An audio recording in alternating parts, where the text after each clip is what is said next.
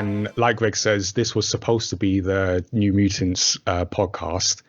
And like with this and a few of our upcoming shows, we're having to sort of swap them out as cinema releases get delayed to later this year or next year. So we decided we would look back at a classic comic book film, The Dark Knight, which is the second of the Christopher Nolan trilogy, which he directed and co-written, starring Christian Bale and, of course, Heath Ledger. So I'm going to give a sort of recap of the story. But before I do, I just want to get everyone's just quick takes, quick impressions on the story. And of course, spoiler alert for The Dark Knight. If you haven't seen it by now, I don't know what you're doing with yourself. But we are going to go into deep spoilers about The Dark Knight, possibly Joker and possibly Gotham as well. So you have been warned. So Greg, what's your quick overall impressions of this film?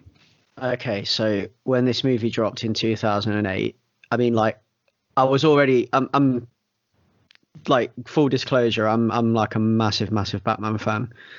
Like the ratio, like the proportion of my comics collection that is Batman is ridiculous. Like, so, but like when this movie dropped in, it's 2008, wasn't it? I think it was 9. Was it 2009? Oh no, you might be right actually. It was because it came out the same year as Iron Man. I feel like it was 2008. Yeah, I think you might be right. Yeah, well, when this movie dropped anyway, I was like huge, like, I've been reading like loads of Batman leading up to it and stuff, and I still think the Nolan trilogy are actually the best 3 Batman films that have ever been made, and I think of those 3, this is the best one. And it's the one that I will revisit most frequently out of the 3 of them. I think it's got, well, up until recently, because now you could say that it's contested by Joaquin Phoenix, but I think it's got possibly the best representation of the Joker on the screen, or what people say is the best representation of the Joker on the screen. I don't know if Joaquin Phoenix has taken the crown. I don't know if people's opinions have changed, but yeah, we'll get into that. Yeah. Okay. So my first impressions is, yeah, I absolutely love this film, but I'm massively biased because I love Batman. So okay. we can accept bias on this show. Yeah. Tanya, what do you think? What do you remember from this film? So it's been a while since I watched it. I didn't manage to catch it again because things were not working. But I remember the Joker being frightening. Yep. I mean, I also have like a bias as well because I'm scared of clowns. So obviously, like, but this rendition of the Joker was particularly frightening. And I remember having like a lot of feelings watching this, and like a lot of feelings, mixed feelings. Like enjoyable to watch, but a lot of pain. So I think I've mentioned it more than once on this podcast that I really take on emotions. So watching darker things can affect me quite a bit. But I mean, I feel like this took me on a journey that was still enjoyable to watch and wasn't like I can't deal with it. But yeah, definitely. I remember the scene in the hospital where his face is like half burnt. Oh, Harvey Dent. Yeah. And oh, damn, that got me. Yeah. But yeah. But again, I've not watched it recently, so it's a very distant kind of impression. We may dig up some memories along this journey, so probably, yeah. Cool. So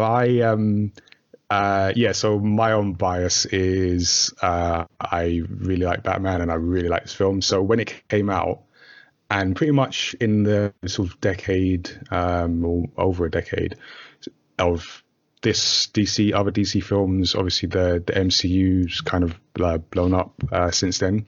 And whenever anyone would ask me, so what's your favorite comic book film, or the latest MCU film that came out, how do you rank it?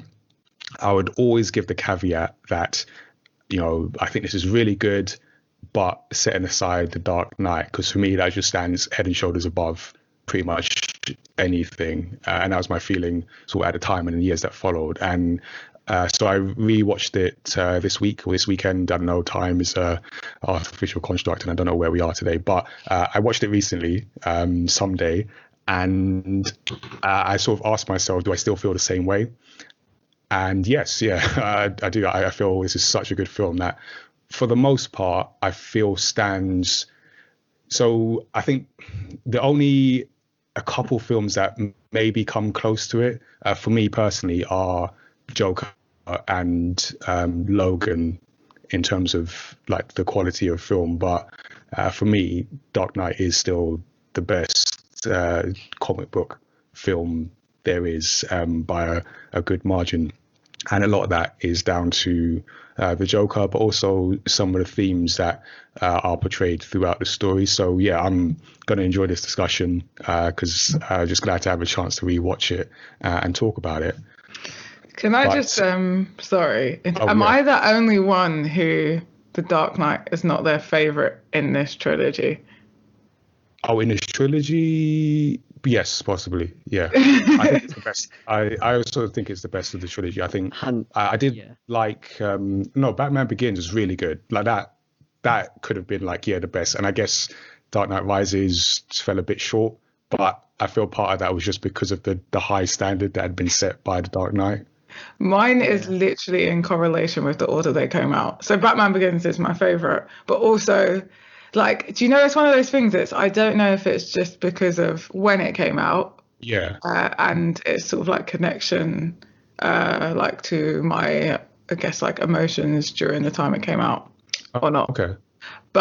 And then The Dark Knight was good, but I fell asleep when I watched The Dark Knight Rises in the cinema. Right. I need to add that I had just done a 12-hour shift, had like a half an hour nap, got ready and come out and seen it. So it wasn't all down to it wasn't all down to it, but also like I can be really, really tired, and if a film is captivating enough, it doesn't matter how tired I am, I will stay awake. Yeah. Interesting. So I was awake for the trailers. I couldn't sleep during the trailers before the film. So the trailers are captivating before the film. And the film was good, but just... Yeah, I know what you mean. Yeah. Not good enough to keep me awake. I'd say it's definitely my favorite of the three. And I mean, I've got things I love about all three of these movies. There's a bit in... like one of my favorite things, because the Scarecrow is like one of my favorite members of Batman's rogue gallery. So I like Harvey Dent, Harvey Two-Face. I like the Scarecrow, and what they do with the Scarecrow in the first movie, in Batman Begins. There's a particular scene in there that stands out that I really, really like, because it's almost ripped frame for frame from... Well, I don't want to say frame for frame because that's a bit of an exaggeration, but it's like it's so closely based on something that happens in Batman the Animated Series. Right. With the Scarecrow trying to poison the water supply via a water main below Arkham. I think I remember that scene. Yeah, so. and like with the bust main, and they're like pouring the poison directly into the main, aren't they? I can't remember precisely because it's been a while since I watched Begins, but that's almost ripped straight from TAS, and like that's standout moment for me. But then in the Dark Knight Rises, the standout moment is Bane breaking Batman's back, because the iconic Nightfall stuff, the iconic moment of Bane smashing Batman in half. But then like you've got the Dark Knight is the whole film for me is, rather than there being like a couple of standout moments and it being a good film like the other two are, the whole film for me is a standout moment because of how much it actually takes from various places. It feels more of a labor of love are more in tune with the source material than the other two do, which I think is why I gel with it more. Yeah, I get that. Okay, we're gonna get into this. So, I'm gonna give a recap just in case there are people that might not have seen it as recently as Greg and myself, and just need a little reminder about the story. So, a gang of masked criminals pull a heist on Gotham City Bank, killing each other one by one until only the Joker remains and escapes. Meanwhile, Bruce Wayne believes that with District Attorney Harvey Dent as Gotham's protector, he can finally retire from being Batman. Mob bosses hold a video conference with their crooked accountant Lau. The Joker interrupts the meeting, showing them a magic trick before warning that the real problem is a Batman unhindered by the law. He offers a solution: kill Batman. The bosses decline, and the mob boss Gamble puts a bounty on the Joker. However, the Joker later kills Gamble, and the group decide to take the Joker up on his offer. The Joker threatens to kill people unless Batman reveals his identity, and in an attempt by the Joker to kill Mayor Anthony Garcia, James Gordon sacrifices himself. Bruce decides to reveal his secret identity to prevent any more deaths. Before he does, however, Harvey Dent announces that he is the Batman and is taken into productive custody. The Joker attacks his police convoy but is apprehended by Gordon. During an interrogation of the Joker, Batman learns that Harvey and Rachel are being held in separate locations, rigged to explode. Batman races to save Rachel, but arrives only to realize that the Joker has sent him to Dent's location instead. Rachel is killed in the explosion and Dent disfigured. The Joker escapes prison with Lau and burns his share of the money. Coleman Reese, an accountant at Wayne Enterprises, threatens to reveal Batman's identity to the public. The Joker threatens to destroy a hospital unless Reese is killed. So hospitals are evacuated, and the Joker, disguised as a hospital nurse, convinces Dent to seek revenge for Rachel's death. Dent goes on a killing spree while the Joker places explosives on two ferries, evacuating citizens and prisoners. Each ferry has a detonator for explosives on the other, and the Joker informs passengers that he will destroy both boats at midnight if neither has blown the other up. So Batman uses an enhanced sonar device to spy on the entire city in an effort to find the Joker in time. Neither boat blows the other up, and Batman apprehends the Joker after a fight. But the Joker gloats that Gotham will soon lose hope once Dent's rampage becomes public knowledge. Gordon and Batman discover Dent holding Gordon's wife and son at gunpoint. Batman tackles Dent, killing him before persuading Gordon to let Batman take responsibility for the killing spree in order to preserve Dent's heroic image. This leads to a manhunt for Batman, the hero Gotham deserves, but not the one it needs right now. The end. And I guess we talked about it just before recording, the inspiration for this story. So I know I've read the Killing Joke, but Greg, you mentioned The Long Halloween and the influences on this story. Yeah, so although the Killing Joke is a definite influence, because it always is when the Joker seems to be involved. So yeah, it's more down to what they do is they take the one bad day kind of theme or philosophy that's like rampant throughout the Killing Joke. The whole idea that one bad day can be the difference between sanity and, you know, this kind of like just like all loss of morality and society. This kind of caricature of modern society that the Joker possibly represents. Yeah. And you know, one bad day can make you. It can make you break your rules. It can turn order to chaos. It can do it, and that is kind of what is going on here with the Joker, and what the Joker in this movie attempts to apply to Harvey Dent. But I think the film takes more sort of like story-wise, atmosphere-wise, and everything else from a book called The Long Halloween, which is Jeff Loeb and Tim Sale. Now, from this book, the film gets its the wider. I mean, like a lot of people, I think, I'm probably going to derail you here by doing this, but a lot of people, I think, get the impression that this movie is mainly about the Joker, but I disagree with them because I believe that it's more to do with Harvey Dent and Harvey Dent's downfall, and actually about how Gotham is changing. Because if you look at it in the wider scheme, in its place in the trilogy with the other two stories, you've got Batman Begins, and then which is like Batman's Beginnings, which is there's a lot of Batman Year One stuff in there and everything else. And then you get to this one, which is The Dark Knight, which has it's the transition of Gotham from a corrupt city run by organized crime to a city of darkness and chaos, with the criminal element, this new criminal element devoid of morality, these costumed freaks, as they are referred to occasionally within the movie and things like that, taking over Gotham and imposing their own brand of or trying to impose their own brands of order and their own, what they perceive to be the rightful natural order of things or whatever, or what they believe they stand for and things like that, and trying to impose that on Gotham, the city. Yeah. And it's kind of like the whole, I mean, even the point that Alfred makes with the mobsters themselves turning to the Joker for help, turning to a man that they don't fully understand. Oh yeah, just we said before, he says maybe you don't understand him either, to Bruce. Yeah.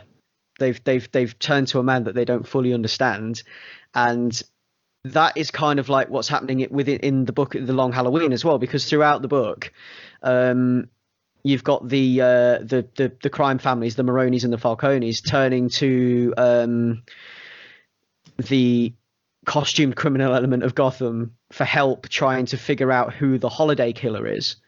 So, because you've got this it's like a noir detective mystery. So you've got this killer, the Holiday Killer, and he kills people on holidays throughout the year. So like Valentine's Day, Christmas, etc. And he's picking off members of the crime families, the Maronis and the Falcones, and they're trying to figure out who this is.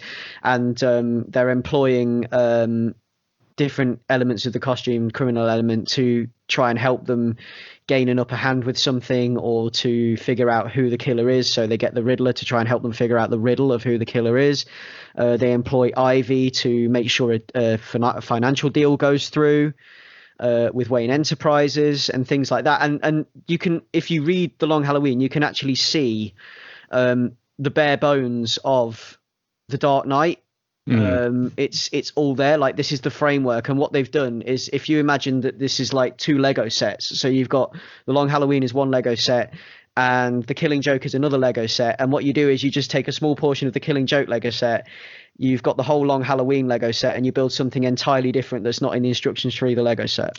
Yeah, that's a good analogy. And I love that analogy. Yeah. I'm going to said take that analogy for other things, just so you know. Yes. You said it within the real world as well. Yeah. So what Nolan's tried to do is he's tried to take he's taken Batman, and like, this is probably like a really heavy-handed way of saying it, but he's taken the whole Batman mythos and he's stripped the whimsy from it. Yeah, no, because it's a very grounded story. Yeah, grounded to the point where Dent loses half his face in an explosion, because I think they should have kept the acid. Because like the original thing with Dent is he gets a splash of acid to the face in the courtroom. Which there's like a fake out in the film where you think they're going to go for that, and then he pulls a gun instead. And that's the whole, like, if you want to kill me, you buy American thing, where he disassembles the gun in front of him. But like that's like kind of like I see that as like kind of like a fake out for the acid thing, where they were going to chuck acid in his face. And I remember being in the cinema and thinking, are they doing the acid? They're going to do the acid. Okay. But yeah, like, I actually feel like to the point where I feel like the acid attack disfiguring Dent would have been more believable than the explosion. Yeah, I guess it was not quite, maybe a bit contrived how he sort of fell and had to be in that position. Yeah, I can see that a little bit, but it's interesting. being able to get up afterwards. Oh yeah, okay, yeah, good Yeah, point. Yeah, that as well. Yeah. yeah. It's interesting you mentioned Dent has been really important in this story, and like you say, a story that's not necessarily about the Joker. And I get what you mean. I feel like from like an actor performance role, this is the Joker's movie, Oh, but in all terms the of way. like the theme of the film, I see what you mean, and I feel like I didn't quite pick this up on the first time I watched it, but I remember some of a bit of like negative feedback on this film is that like Two-Face wasn't in it enough, and he was kind of discarded in a sense because he eventually dies. But on watching it again, I realized that he is so important to the theme of this film, and like you say, just bringing him down and taking him from the White Knight to this just vengeful killer at the end, but then needing to uphold that White Knight ideal. And it's so important to the theme of the film that I Yeah. understand why he had to go in that direction. It's the distilling of him into like his black white judge jury executioner thing that he does when he becomes Two-Face with the flipping of the coin. And if you think about it, if you really want to get like deep into it, you could say that the Joker and Batman are the devil and the angel on Harvey Dent's shoulders. Yeah, actually, yeah, you're right. Because Batman's trying to pull him. Yeah, Batman's trying to, because the whole thing's it's about duality. It's about there's a lot of it.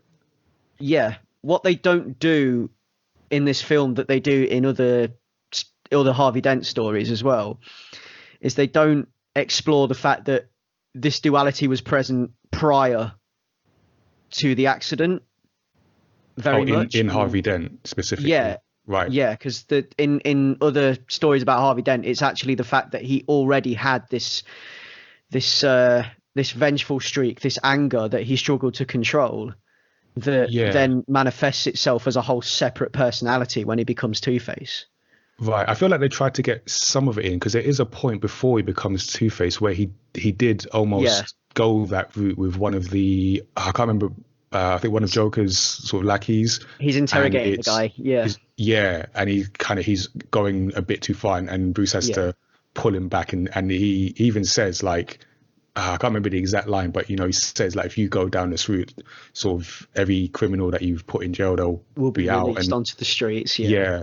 So they do kind of touch on that, I guess. And you do get the feeling when you're watching that scene, because it's a double-headed coin at that point. Yeah.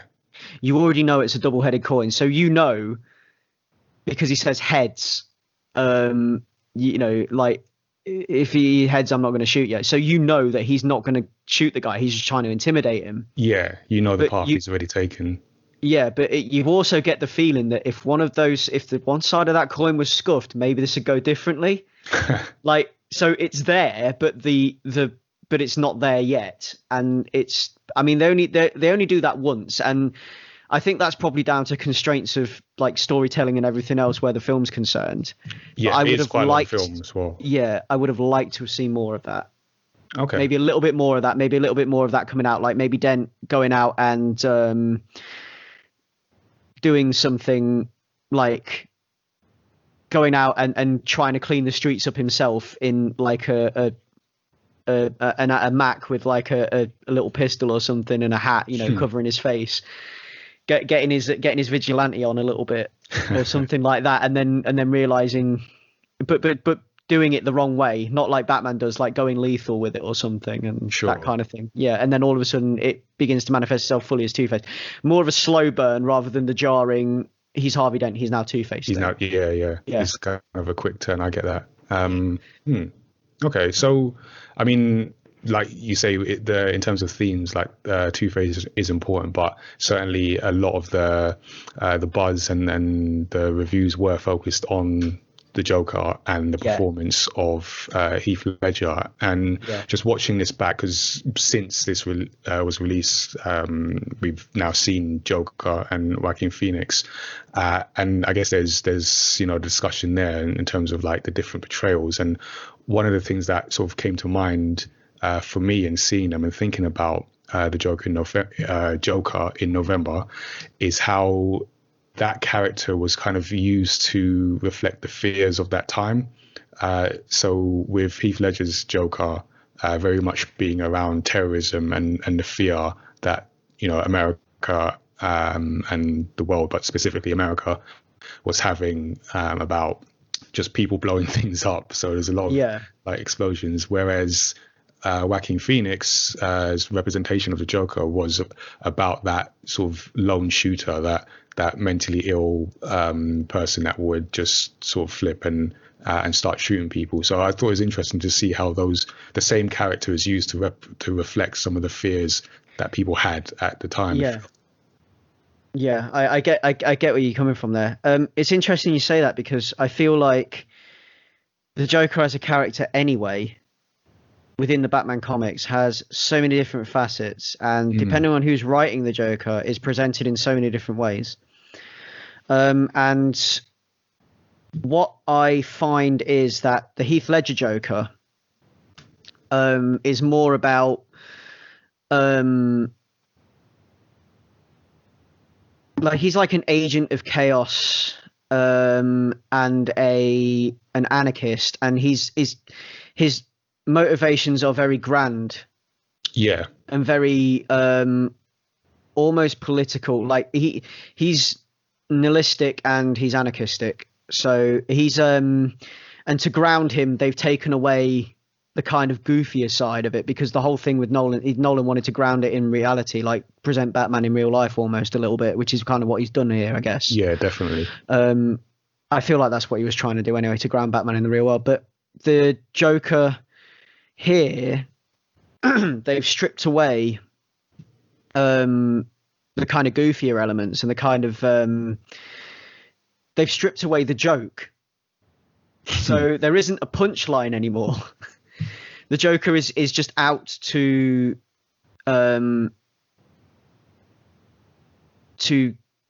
plunge Gotham into chaos. Yeah, and but I guess for him that is the joke, that the idea that we all have this sense of morality, but the joke is it doesn't matter. It. Yeah, and it's more like it's more like for him it's more, but it feels more like a political ideology than a joke. And then with through this film anyway, and then with the Joker, the Joaquin Phoenix Joker, I think you've got more of a like you said, like the loner, the downtrodden, ends up just completely flipping out. Yeah, in your kind of what's that film I'm thinking of? Michael Douglas in Falling Down. Oh, you ever watched Falling Down? No, I haven't. Oh, you should. It's great. Okay. Michael Douglas is he's a guy who he basically snaps on his way to work one day, and he gets out of his car and leaves it in a traffic jam, and then he just goes on a rampage across the city, just like knocking shelves over in shops and stuff, just like because the Coke's like there's a famous scene where he goes into a shop and the Coca-Cola's too expensive, and he just starts like picking up things and asking the shopkeeper how much it is, and then going too expensive and throwing it on the floor, just like tearing the shop apart. It's kind of like I guess it's like a dark comedy, but it's that kind of, I get that kind of feeling from the Joaquin Phoenix Joker. And yeah, I see that. Yeah, and that leans more heavily into the Killing Joke side of things. Yeah, because the Killing Joke, I guess, is more tied to Joker. Just because in terms of an origin story, you see pre-Joker, and then you see him become the Joker, and then I guess in a sort of reverse way, the Dark Knight is then, because in the Killing Joke he then goes into the idea of, I'm gonna make Batman's day just the worst, just to show that you're just like me, which is kind of what he's doing in the Dark Knight. Yeah. But it feels more like he wins in the Dark Knight, because the end game is the corruption of Harvey Dent. Yeah, he's corrupted the brightest shining. He's corrupted the last bright shining light in Gotham. Yeah. So, and he's taken that and he's smashed the bulb in it. And so I think that was like the end game for him, was the corruption of Harvey Dent, and he achieved that. And it feels like he was a catalyst in the film. He was supposedly a catalyst trying to push the corruption of Harvey Dent rather than his own, rather than something as important. Like he's less important in that I think you understand what I'm trying to say, but I Yeah, can't get I my mean, it's words very out. much like sort of, I guess, using Harvey Dent to represent that his ideal of everyone is that, one bad day away, and very much succeeding in that quest, even though he himself is at the end sort of taken into, I assume, was he taken into custody? Do we see that? I assume he was. Yeah, we assume he was just left hanging from the building, wasn't he? So I figure he was taken into custody after that, and he'd have ended up in Arkham. But yeah. Okay. And I was just thinking as I was rewatching it, and the idea that at the end of this, the Joker does kind of win, and just looking at the way the world is now, and I mean, if you're watching this like decades of watching, if you're listening to this decades later, let me just remind you that we now live in a world where people are literally fighting, or were fighting, over toilet paper. So I got to think, I see that, and I got to think, was the Joker right? Are we all just like, is this idea of morality just like some farce that at the first sign of trouble we will fight over just the most non-essential items around? Yeah, I guess that's the philosophy that he peddles in that movie. Definitely, I like to think as human beings sometimes we're better than that. But obviously I've been proven wrong now. But well, you got that caveat, and sometimes we're better than that. Sometimes we are, but sometimes we will like physically fight the toilet. I think we're all capable of it, but some people lose sight of it.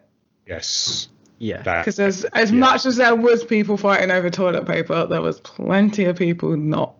Yeah. And I just, again, for the record, just like to say I was one of those people. Just so people know, like in future generations, I wasn't one of those people. But just thinking about the idea of, like you say, like we're all like Tazziii, you say we're all capable of that, and I feel that the Joker, he has this like larger mission to prove it, but there's also a lot of points along the way where he does prove that. Even like, so from the very beginning in the scene where they're robbing the bank, you kind of see that each robber is killing the other, and the instruction that they say they've been given is, let this guy finish his part of the job and then kill him because they get a bigger share. So you see it there. You see it where he, when the bounty is put on him, and he gets people to carry him in the body bag, and it turns out he's not dead, and he kills that mob boss. But then he captures his people, breaks the pool queue, and then basically tells 3 people to fight because I've got 1 slot on my team. Fight to the death. Fight to the death. We're going to have tryouts. Yeah. And then there's a scene, it's like a sort of small one, but when they're evacuating the hospital, and I think they're trying to figure out, or Bruce is trying to figure out all the officers that have family members in care.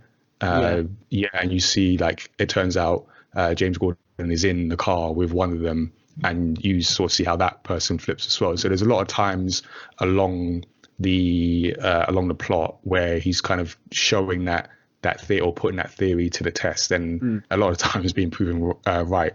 Although, to be fair, when it does come to the boat experiment where he wants people to blow each other up, they don't do it. Basically what he's doing is he's playing off the inherent selfishness of the human condition, and he's trying to bring that to the forefront and prove that we are nothing more than base animals in the right conditions. Yeah. But I guess I will take, some pleasure from seeing people not blow themselves up. And that's a great scene, that is. It's even because you've got 2 boats, you've got the one full of just ordinary citizens, and then you've got one full of prisoners, and it's the one prisoner that makes the decision that, we're not going to do this, and it turns out it's the one citizen that wants to, but ultimately can't actually go through and take that responsibility. I love that. Absolutely love that, where he throws the switch off the boat. That was a really good moment. And so, as well as just thinking about how the Joker is represented in 2008 versus 2019's Joker, I also realized that. So I mean, Greg, you've sort of touched on Joker being an anarchist and a nihilist, and initially before I rewatched it, my thought was like this Joker, or Heath Ledger's Joker, was just like crazy. It's actually not. He's actually very sort of planned and meticulous in his planning, because a lot of what he does is not, because when you compare it to 2019 Joker, where Joaquin Phoenix plays a character that is essentially reacting to the conditions around him and snapping. But Heath Ledger's Joker has planned all this to the point where he planned the bank robbery, he planned to get captured, he planned everything. And there's actually a scene, or there's two scenes that kind of parallel each other, where if you remember when Batman has to go get Lau, and he sort of breaks in and causes the explosion so he can get out. And Joker does the same thing with Lau. When he escapes, he causes the explosion when everyone has the attention on him so he can get out. So they're both like very planned. This Joker, this Heath Ledger's Joker, is actually just super methodical. He just happens to be an anarchist and a nihilist. Yeah, exactly. Yeah, and he's he even says it in the film himself, doesn't he? He says he's ahead of the curve. But like, I completely agree with that. And it's down to this thing where like everyone who's ever played the Joker has played the Joker and represented one facet of the Joker, but the Joker is actually all of those things. So he's like a distillation of all of it. So you've got like the gimmick mobster, you've got the agent of chaos, you've got the theatrical serial killer, you've got all these different versions of Joker, played by different people on the screen over the years, like the clown prince of crime, etc. But like the Joker is all of those things, and he's the character itself is a distillation of all of those things. Like there are points in the comic where he is cold and methodical, there are points in the comic where he is, like prone to bouts of whimsy and does like really silly things like dirigibles full of Joker gas and things like that. But it's just like he's the character itself is the distillation of like a mirror for society, I guess, is what he's supposed to be. Like he is supposedly showing society's true reflection. And I think the portrayal that comes closest to that is the Heath Ledger one. And I think that's why for me it's the best one, because the 2019 Joker, like it could be anybody. Anybody who's in under those conditions. It doesn't have to just be it's not a specific special someone who has a gift for this kind of chaos. It's it's just someone who's been put under serious pressure. And it's the one bad day thing, but it's the one bad day thing not accounting for the fact that there already has to be an element of it there in the first place. Sure. Yeah, because in the 2019 Joker, he's just a really tragic individual, isn't he, rather than anything else? But he's rather than being and he becomes cold and he becomes a villain, but rather than I mean, he's not particularly a nice person anyway. Like he does some quite sketchy things in that film anyway, but like from not being what am I trying to say here? From the way the difference is that he doesn't ever have the plan, and the Nolan Joker has the plan, and the Nolan Joker is a better representation of the Joker because of that, and because he is it's because there has to be some of that there in the first place before the one bad day, before it all goes to hell, I guess. Some of that in the person. I guess the Joaquin Phoenix's Joker is definitely reacting, and he's unpredictable, because there's even a point where like towards the end he makes you think like he's going to kill himself when he goes on that on the show, but he ends up shooting the host and just reacting in the moment in like an angry rant. Sorry. Go ahead. They're definitely like two very different different sides of Joker. I like that. But also like 2019 Joker, like I felt something for the Joker, like, and that's not the first time it's happened. I often feel like the Joker's like just an unloved character, you know. Just need someone to see the good in him. But there's zero, absolute zero of that in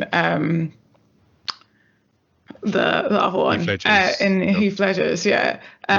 I feel nothing. Like, you're just a villain. You're evil, and there's no. But which is the only, I think, like one of the few versions of the Joker that I don't like see even like there was once good in you, or a chance of good in you, or there is good in you from someone's viewpoint. With Heath Ledger's, it's just like it's just all bad. It's just all bad. I don't like sympathizing with the Joker, so I guess that's why I prefer the Heath Ledger Joker to the 2019 Joker. Okay, that's not the first time we've heard that, though. Yeah. I shouldn't be sympathizing with him. He's the Joker. Like, I guess I mean, he's to still me, a human. he is, but yeah. Somewhere under the makeup, he's still human. But I guess like with the Heath Ledger Joker, I get what you're saying, Taz. Yeah, like you can't. It's hard to sympathize with him on a human level, and I feel, or at least for me, the one thing I can at least hear the argument of is his argument about like everyone being one bad day and idea in terms of that. Whereas I guess the Joaquin Phoenix's Joker is because you see his journey, it's easier to empathize with that. But whereas the Dark Knight's Joker is just that anarchist, and he even has that. The one thing I really love, I just love watching Heath Ledger in that performance. Obviously, a tragic end to that, but the one thing I really like is his explanation for the scars and how he comes up with like two different explanations just to cap the idea that like nothing matters. Like, I'm just gonna give you these two different explanations, and it could be anything. Yeah, he could have just done that to himself just to make himself look fierce. Yeah, like it's a thing where the Joker. Well, this is again back to the Killing Joke. Like, we don't know if that is the Joker's true origin story or if it's just another fantasy of his or a lie that he tells. Yes, and that's pervasive throughout the Heath Ledger thing as well, because he's telling these different stories, and we don't know we don't know what's true and what's not. He's just lying, and in this film, it's actually a way to psych out the people that he's about to cut, because he's like a snake staring down its prey, like that kind of like hypnotic leer. Yeah, he does that. Yeah. He's like, look at me. Like, he makes Rachel look at him and stare him in the eyes before, like, and she doesn't want to, and Batman's telling her not to listen to him because he's doing it to psych her out. And that's like this hypnosis technique that he's got or something. So yeah, that's an interesting point.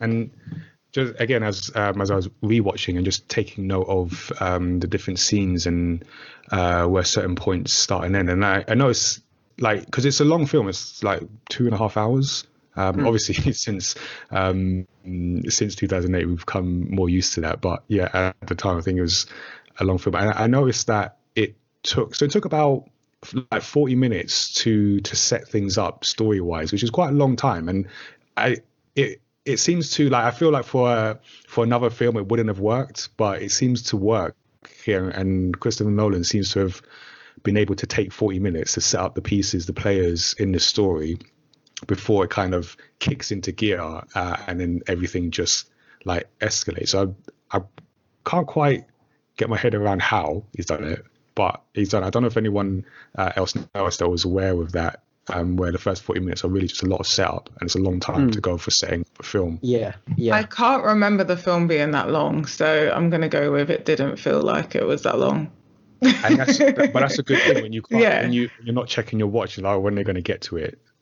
When they're going to get to like the real action. It all feels like a natural progression of the things that are happening in Gotham. But I just felt like it's just interesting from I'm now observing this from kind of how is he structuring the story, that it took a long time for him to set up the different characters, but it all kind of worked. So I guess one of the things I'm like always interested to know, do people have any particular favorite scenes or moments from the film? Like Tazziii, if you have anything you can remember. This is not my favorite, but definitely the scene that stands out the most in my memory would be it's like when the Joker visits Harvey Dent in the hospital. Yeah. It's probably like the most vivid one that's like sort of stuck with me, I guess. Okay. I like that one too, where he's holding the gun to his head. Yeah. Any other favorite scenes, Greg? I like that one. I like the end scene with the face-off between Two-Face and Gordon and Batman. Okay. I do like that. Like the three of them after making a vow to work together.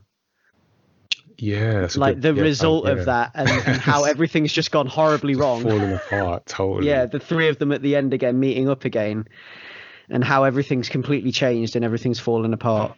Okay, I like that. I think I had a couple that kind of stuck in my mind.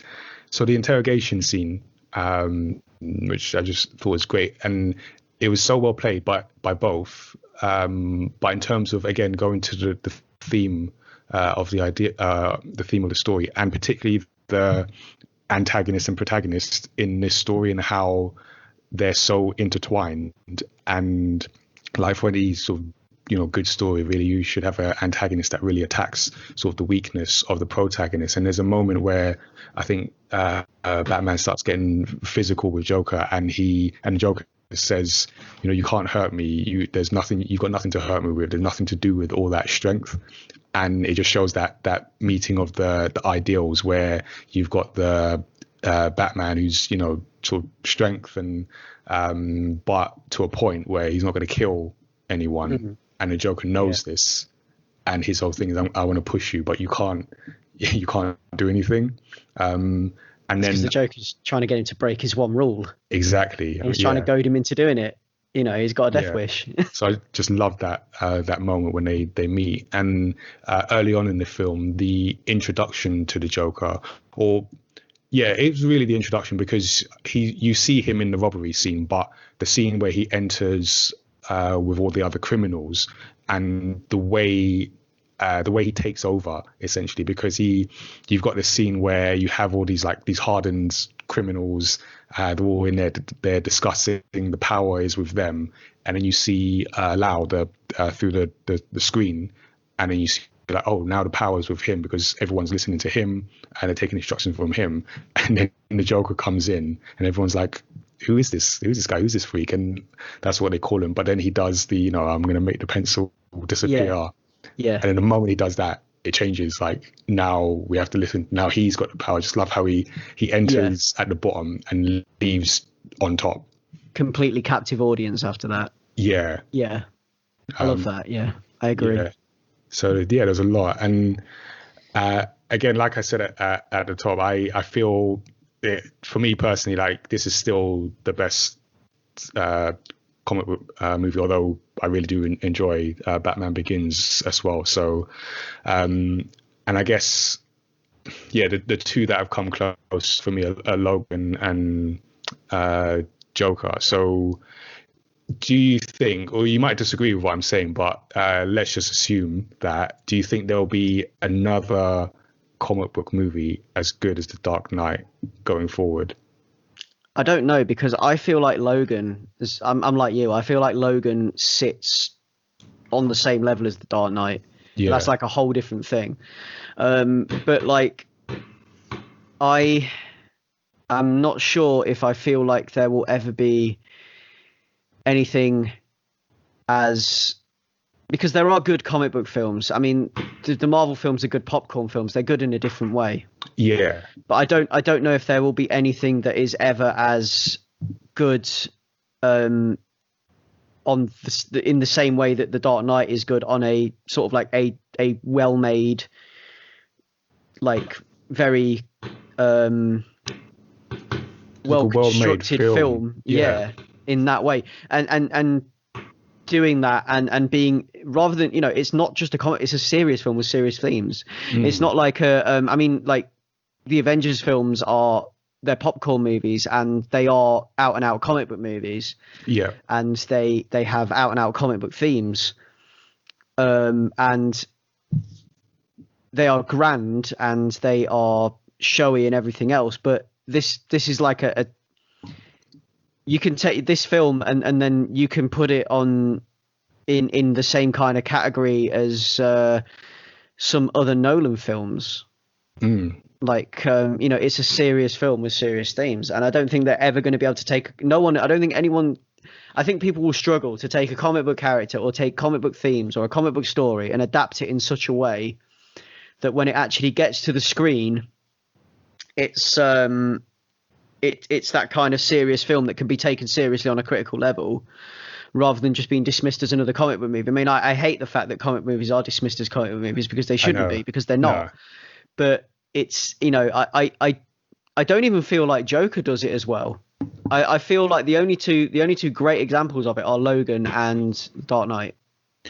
Yeah, and Logan's such an epic film. But they're both kind of films that you can strip the whole comic book element of it, take away the powers and wealth involved with creating these characters, and have a story that would fit without those comic book themes in it. Yeah, you could completely strip out the fantasy and it would still be a great film and a great story. Yeah. And someone coming in and watching these films that don't like comic books, don't like fantasy, could still watch them even in the state they are, and enjoy it as just a standalone film, just without that title of comic book. But I think it can be done again. Yeah, I think, and I guess I think it can be done.